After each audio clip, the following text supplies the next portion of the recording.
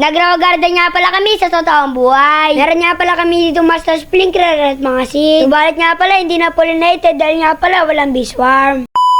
Ngayong araw nga pala, busy si Tampo kakalaro ng Roblox. Dito nga pala, napaisip si Papa Tampi kung gawin namin ang grow garden sa totoong buhay. Kaya naman si Papa Tampi, binigyan si Tampo ng seed. Tuwan-tuwa nga pala dito si Tampo dahil nga pala nakita niya ng personal. Kaya naman nagyaya na nga pala siya magtanim. Gumawa nga pala dito si Papa Tampi ng mini farm. Para nga pala ma-experience si Tampo yung pagtatanim. Kung nakikita nyo nga pala, may silang hawak na katulad sa grow garden. Dito nga pala, nagsimula na sila magtanim. Meron nga pala dito puno ng kalamansi. Bali nga pala dito ay iniwalay ni Papa Tampi. Dahil nga pala wala namang kalamansi sa grow garden. Ito nga pala pinapala na ni Papa Tampi yung lupa. Inakalat na nga pala ito para magpantay. Bubuksan na nga pala ni Papa Tampi yung katulad sa grow garden na seed. So mga katapi, meron nga pala tayo ditong seed. Kaya naman titingnan natin kung anong laman nito mga katapi.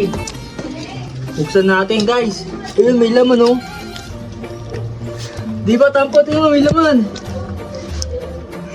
May laman yung seeds natin guys. Tingnan natin kung ano laman ito oh. Yan, daming seeds. Guys. Ang daming seeds oh.